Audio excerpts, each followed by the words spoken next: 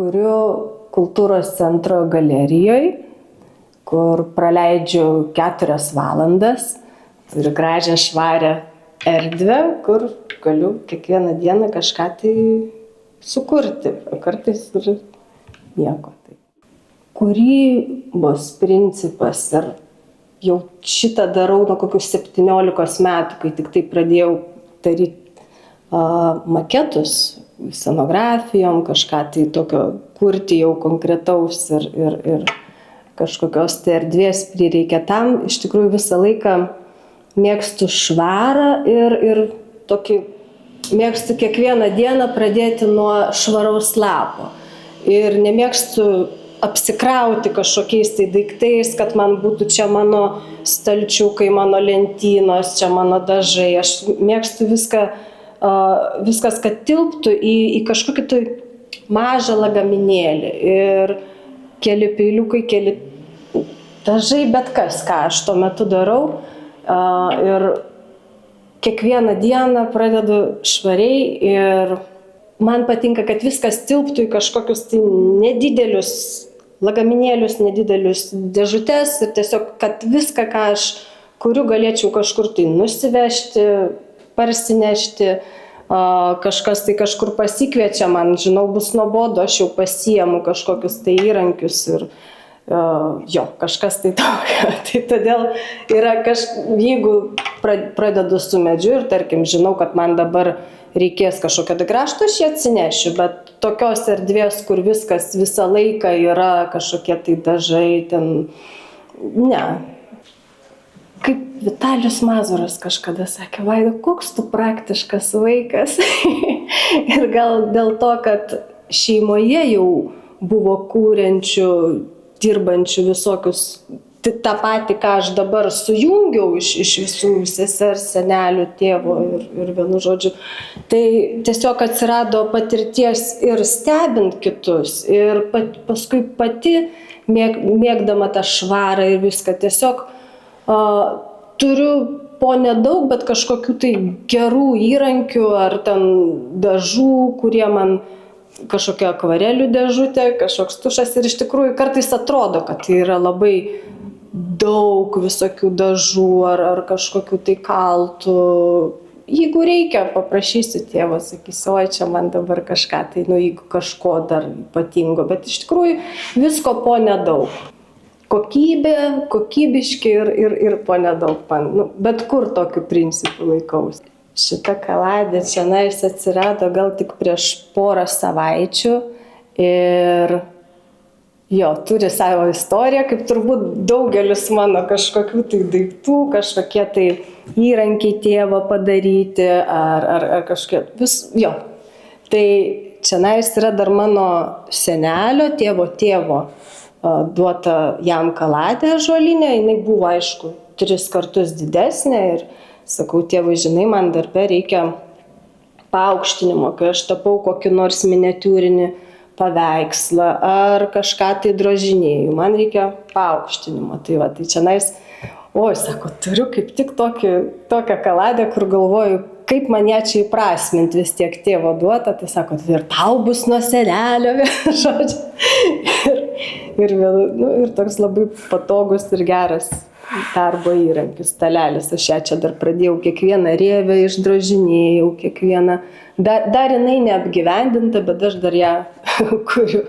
Čia kažkokios kilpos turėtų atsirasti įrankiam. Ir tiek tapybai, tiek piešimui tiesiog nemėgstu susikūprinti labai. Tai toks mielas paaukštinimas. Šį rudenį dabar drožinėju, nors dažniausiai drožinėju vasarą, kad kai šlifuojant dulkės kažkokios dar, bet šiuo metu dirbu su medžiu, tai turiu dėžutėse savo vėlgi dabar plaukų smeigtukus. Tai čianais yra kai kurie šaukšteliai, kai paskutiniai iš kadagio sodyboj genėjom, vienu žodžiu.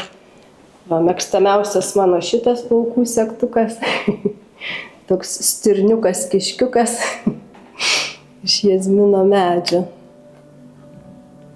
Tėvas būna mane sudomina įvairią medieną, čia sako, čia kieta kaip marmuras, turi kažkokių tai rievių ir vienu žodžiu, va čionais. Kažkada tai sesuo man padovanojo 31 gimtadienį ir tai, jinai šiaip baigus akademiją fotografiją.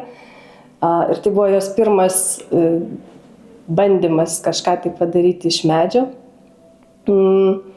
Sako, va čia kaip geišai. Ir tokį padovanojo man smeigtuką. Ir nuo to aš pradėjau juos taip pat daryti. Tai va kažkas tokio labai mielo. Išmokau drožti turbūt akimis daugiausiai, tiesiog stebėdama tiek tėvą, tiek senelį, kuris droždavo šaukštus jau išėjęs į pensiją. Ir turbūt tiesiog žaisdavo aš su tais įrankiais pas senelį, dirbtuvėse įvairias replės. Ir aš tiesiog su jais žaisdavau, aš nieko nedrožinėdavau, bet esu vieną kartą labai susižeidžiau, bežaisdama su Yla, bet aišku niekam nesakiau. Bet paskui turbūt mokaisi ir akimis, kai nuo ankstyvos vaikystės tiesiog mokaisi akimis ir paskui paimi ir tau tiesiog savaime jau išeina. O čionais tikrai yra tokie drožiniai, bet jie yra moteriški, jie yra viskas, kas taip paprasta ir be abejo daug aš mokuosi iš tėvų kažkokių technikų ir kaip kuo padengti, kaip, vienu žodžiu, tai turiu tokius palengvinimus, tai tikrai darau tik tai tokius lengvus, subtilius dalykus, kurie kažkokiu man turi pačiai prasmę, reikšmę. Ir kartais jaučiu tokiam kaip ir savo prasmę čionais būdama, nes supažindinu žmonės su įvairiais menais. Ne tik tai parodydama ir paaiškindama apie parodą kažką tai ir kitų darbus, bet kiti smalsiausi, aš vadinu, kurie ateina iki šitos trečios mažo šito kambarėlio salytės. Ir turiu jau tokių, kurie pastoviai seka mano kūrybą, ateina, domisi, arba kažkokie tai vaikai, kurie ateina. Tiesiog supažindinu žmonės, kas gali matyti, taip, kaip aš tapau, kaip kartais aš tiesiog prisitaikiau prie šito. Buvo kažkiek metų, keletas metų, kai man net patikdavo, kartais kažkokį tai, kai gal jau visai išsiblaškiau, nusprendžiau užbaigti savo studijas Dailės akademijoje, tai tiesiog metus rašiau teorinį savo darbą, taip išsprendžiau. Paskui vėl kažkaip susikaupė vis tiek, kad aš negaliu nekurti, tai tiesiog jau iš tikrųjų net ir nekreipiu dėmesio. O kai būna daugiau žmonių, tai be abejo bendrauju su žmonėm, nes čia pakankamai tyli erdvė ir kai ateina žmonių, iš tikrųjų būna visai smagu pašnekėti. Tai va, kūryba taip kaip stebi kūrinyje aplinkui ir kas vyksta, tai man, tarkim, aš manau, kad aš turiu tą jau įgimtą kūrybinę gyslelę, kažkokį gebėjimą kurti daiktus, tai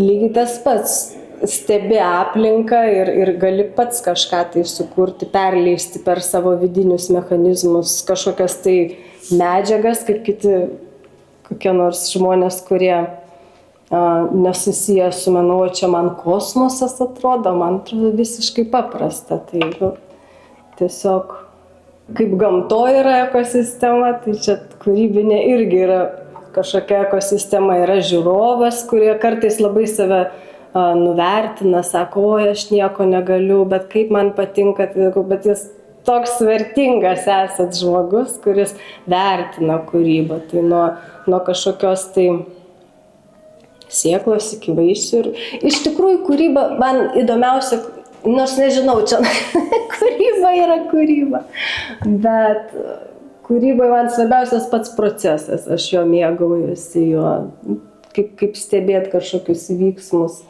gamtoj gyvenime, taip ir čionais kažkokios, jo.